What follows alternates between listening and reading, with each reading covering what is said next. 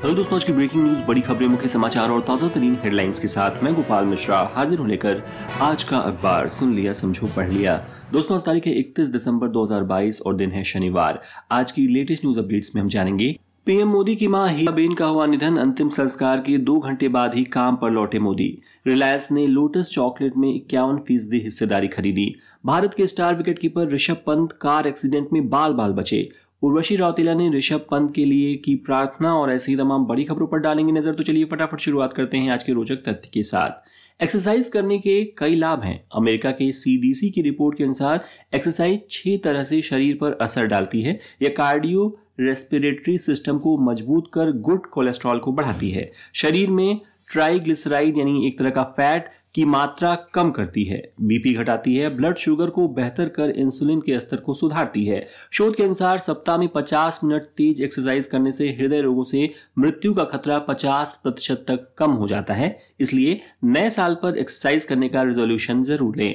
दोस्तों, इसी के साथ मैं आपको आने वाले नव वर्ष की ढेर सारी शुभकामनाएं देना चाहूंगा। 2023 आपके जीवन में सुख, समृद्धि, स्वास्थ्य और बड़ी सफलता लेकर आए। साथ ही बताना चाहूंगा कि आज का अखबार का अगला एपिसोड अब आप 2 जनवरी को सुन पाएंगे। Once again wish you all a very happy new year. अब सुनते हैं देश दुनिया राजनीति की सभी बड़ी खबरें। प्रधानमंत्री नरेंद्र मोदी की मां हीराबा कल शुक्रवार सुबह 9:26 पर पंचतत्व में विलीन हो गईं। नरेंद्र मोदी ने उन्हें मुखाग्नि दी। अंतिम यात्रा के दौरान वे मां की पार्थिव देह कंधे पर लेकर गांधीनगर स्थित घर से निकले। यात्रा के दौरान वे शव वाहन में ही पार्थिव देह के करीब बैठे रहे। हीराबा मोदी का शुक्रवार तड़के 3:30 पर यूएन मेहता अस्पताल में निधन हुआ। वे 100 साल की थीं। सांस की तकलीफ के कारण उन्हें भर्ती किया गया था। मोदी ने खुद ही निधन की जानकारी ट्वीट के जरिए दी। इसके बाद सुबह 7:45 पर अहमदाबाद पहुंचे थे। इतनी बड़ी विपदा आने पर भी मोदी ने अपना कोई तय कार्यक्रम रद्द नहीं किया। वे अंतिम संस्कार के बाद सीधे अहमदाबाद स्थित राजभवन गए। वे यहीं से बंगाल में हो रही राष्ट्रीय गंगा परिषद की बैठक में वर्चुअली जुड़े। उन्होंने हावड़ा को न्यू जलपाईगुड़ी से जोड़ने वाली वंदे भारत ट्रेन की शुरुआत की। हालांकि कार्यक्रम के दौरान जब ममता मंच पर जा रही थीं, तब भीड़ ने जय श्री राम के नारे लगाने शुरू कर दिए। इस पर ममता भड़क गईं और मंच पर बैठने से इनकार कर दिया। वहीं ममता ने अपने संबोधन में मोदी की मां के निधन पर दुख जताया। इसके अलावा दुनिया के कई नेताओं ने भी शोक व्यक्त किया, जिनमें जापान, नेपाल, पाकिस्तान के पीएम शामिल हैं। दोस्तों, आज का अखबार को पसंद करने के लिए और इसे अपने डेली रूटीन का हिस्सा बनाने के लिए आपका बहुत बहुत धन्यवाद।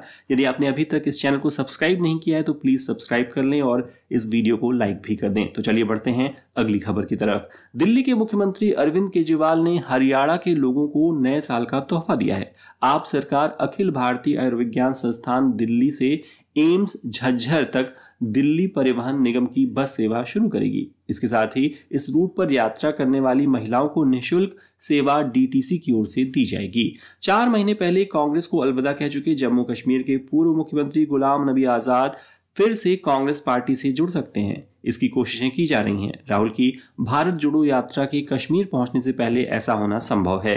हरियाणा स्पोर्ट्स यूनिवर्सिटी के कुलपति कपिल देव नहीं होंगे। सीएम मनोहर लाल ने गृह एवं स्वास्थ्य मंत्री अनिल विज की मांग को ठुकरा दिया है। सीएम ने रिटायर्ड आईपीएस सुरजीत सिंह देसवाल को यह जिम्मेदारी सौंपी है। 1 जनवरी से चीन, जापान, दक्षिण कोरिया, हांगकांग, थाईलैंड और सिंगापुर से आने वाले यात्रियों को 72 घंटे पुरानी नेगेटिव कोरोना रिपोर्ट दिखानी होगी। ग्लोबल एयरलाइंस के ग्रुप IATA ने सरकार के इस फैसले को निराशाजनक बताया है। IATA के अनुसार सरकार के इस फैसले का एयर ट्रैवल पर बहुत बुरा असर पड़ेगा। बिहार बीजेपी के उपाध्यक्ष और पूर्व विधायक राजीव रंजन को पार्टी ने अगले 6 साल के लिए निलंबित कर दिया है। राजीव रंजन ने शुक्रवार को मुख्यमंत्री नीतीश कुमार से मुलाकात की थी। इसके बाद दोपहर 12 बजे बीजेपी ने उन्हें पार्टी से निकाल दिया। बिहार के 17 नगर निगमों में मेयर, डिप्टी मेयर और पार्षदों के परिणाम आ गए हैं। गया को छोड़कर 16 शहरों में मेयर महिलाएं बनी हैं, जबकि 7 सीटें ही महिलाओं के लिए रिजर्व थीं। 17 में से 6 मेयर बीजेपी और महागठबंधन में शामिल पार्टियों के समर्थित उम्मीदवार बने हैं। मुंबई के बांद्रा स्थित माउंट मैरी चर्च को गुरुवार को आतंकवादी संगठन लश्कर-ए-तैयबा की ओर से हमले की धमकी का मेल मिला है। पुलिस इस मामले की जांच कर रही है। अमेरिका ने इस साल आतंकवादी संगठन ISIS के 700 आतंकवादियों को मार गिराया है। इनमें से 460 को सीरिया में और बाकी को इराक में मारा गया। दिल्ली में एक बार फिर गैर जरूरी कंस्ट्रक्शन पर रोक लगा दी गई है। हवा में बढ़ते प्रदूषण को देखते हुए ऐसा किया गया है। यहाँ AQI 399 पहुंच चुका है।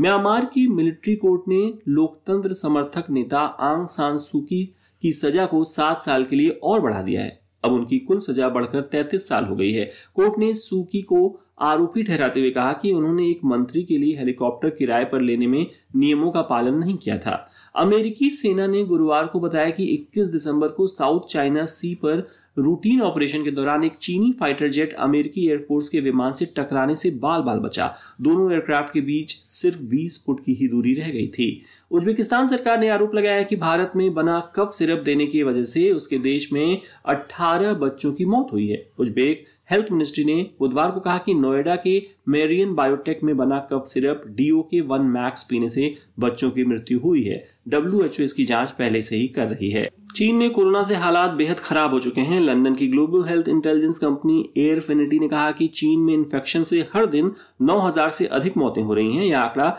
पिछले हफ्ते से लगभग दोगुना है। इस बीच जिनपिंग ने 10 साल तक विदेश मंत्री रहे वांग यी को इस पद से हटा दिया है। उनकी जगह अब क्विन गेंग नए फॉरेन मिनिस्टर बनाए गए हैं। कोरोना और यूक्रेन युद्ध के बीच चीन और रूस के राष्ट्रपति ने कल शुक्रवार को द्विपक्षीय और क्षेत्रीय मुद्दों पर बात की। यह बातचीत वीडियो कॉल के जरिए हुई। पुतिन ने शी जिनपिंग से कहा, डियर चेयरमैन, बसंत के मौसम में आपके मॉस्को आने की उम्मीद कर रहे हैं ताकि दोनों देशों की करीबी को दुनिया देख सके। वॉशिंगटन में मौजूद पाकिस्तान की एम्बेसी का एक बड़ा हिस्सा बिकने जा रहा है। सबसे अधिक बोली इजराइल और उसके बाद भारत ने लगाई है। अब सुनते हैं बिजनेस वर्ल्ड की latest news. Reliance retail ventures की subsidiary Reliance consumer product limited ने लोटस चॉकलेट कंपनी में 51% हिस्सेदारी खरीद ली है। 74 करोड़ रुपए में 113 रुपए प्रति शेयर की कीमत पर लोटस के 65,48,935 शेयरों का अधिग्रहण किया गया है। 25 साल के क्रिकेटर ऋषभ पंत का कल एक्सीडेंट हुआ था। पंत जिस कार में सवार थे वह करीब 1 करोड़ रुपए की एक्स शोरूम कीमत वाली मर्सिडीज GLE 43 है। यह कार सेफ्टी के मामले में सेफ मानी जाती है। इसे 5 स्टार रेटिंग मिली हुई है, लेकिन सबसे बड़ी सेफ्टी तो अपनी खुद की सावधानी है। इस साल इंश्योरेंस पॉलिसी खरीदने के ट्रेंड में बड़ा बदलाव आया है। कोविड महामारी से पहले OPD कवरेज लेने वाले न के बराबर थे। इस साल ये कवरेज लेने वाले लोग 19.8% बढ़ गए हैं। औसत सम एश्योर्ड में भी 58% की बढ़ोतरी हुई है। रिलायंस जियो ने बीते गुरुवार से इंदौर और भोपाल में जियो ट्रू 5G सर्विस लॉन्च कर दी है। इसके साथ ही जियो इंदौर और भोपाल में 5G सर्विस देने वाला पहला ऑपरेटर बन गया है। भारतीय शेयर बाजार में साल 2022 के आखिरी कारोबारी दिन यानी कल गिरावट देखने को मिली। सेंसेक्स 293 अंक गिरकर 60,840 के स्तर पर बंद हुआ। निफ्टी 85 अंक की गिरावट के साथ 18,105 के स्तर पर आ गया।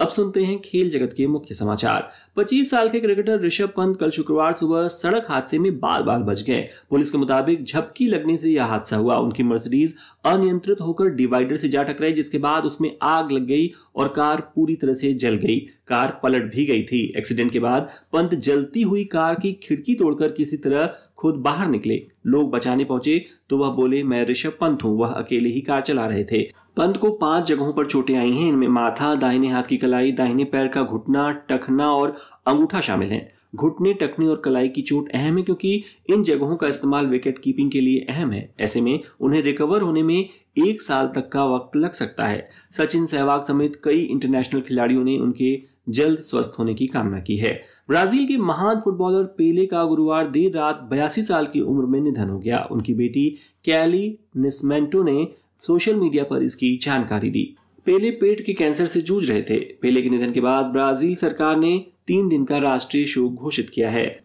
भारतीय क्रिकेट के लिए साल 2022 मिला जुला रहा। भारत ने सर्वाधिक इंटरनेशनल मैच जीते पर ICC ट्रॉफी नहीं जीत सका। 9 साल से उसने कोई ICC ट्रॉफी नहीं जीती है। हरियाणा के खेल मंत्री और पूर्व ओलंपियन संदीप सिंह विवादों में घिर गए हैं। हरियाणा में खेल विभाग की जूनियर महिला कोच ने आरोप लगाए हैं कि खेल मंत्री ने अपने सरकारी आवास पर बुलाकर उनसे छेड़छाड़ की। संदीप ने इसे साजिश बताया है।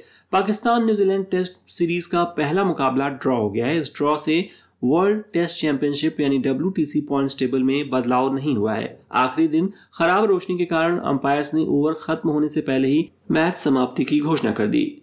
दोस्तों आगे बढ़ने से पहले आपसे एक छोटी सी रिक्वेस्ट करना चाहूंगा कि यदि आज का अखबार आपको पसंद आ रहा हो तो इस वीडियो को अपनी एक प्यारी सी लाइक देकर सपोर्ट करना ना भूलें और इसे उन मित्रों के साथ जरूर शेयर करें जो बिना समय गंवाए दिन भर की बड़ी खबरों को सुनना चाहते हो। तो चलिए अब सुनते हैं मनोरंजन जगत की कुछ बड़ी खबरें।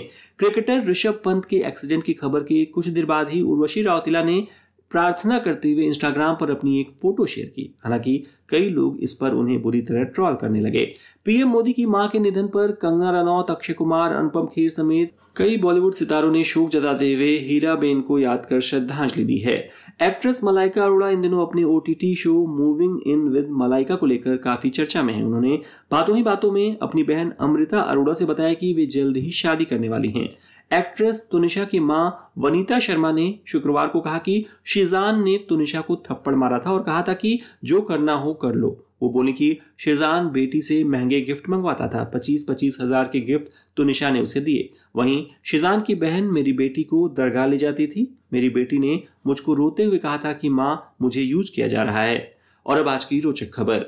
हाल ही में गूगल ने पूछा आपकी 2023 की पहली गूगल सर्च क्या होगी। इस पर बड़े मजेदार जवाब सामने आए। एक यूजर ने लिखा बिना कुछ किए अरबपति कैसे बने। किसी ने पूछा सलमान खान की शादी कब होगी। तो किसी ने ये क्वेरी की कि एक साथ कई गर्लफ्रेंड कैसे मैनेज कर सकते हैं।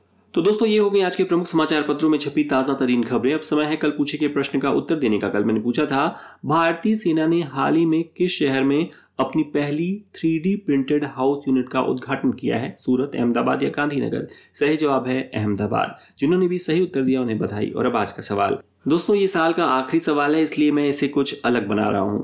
मैं आपसे जानना चाहता हूं कि साल 2022 में ऐसा क्या था जो आप करना चाहते थे और नहीं कर पाए और उसे किसी भी कीमत पर 2023 में जरूर करेंगे। कृपया कमेंट के माध्यम से अपने थॉट्स शेयर करें। इंटरेस्टिंग रिप्लाईज को मैं 2 जनवरी के एडिशन में पढ़कर सुनाऊंगा। आज का अखबार अंत तक सुनने के लिए आपका बहुत बहुत धन्यवाद। And once again I request you to please subscribe our channel and share this podcast with your friends. तो अगले साल फिर होगी मुलाकात, क्योंकि हर दिन हर बार लेकर आता हूं मैं आज का अखबार। तब तक के लिए नमस्कार।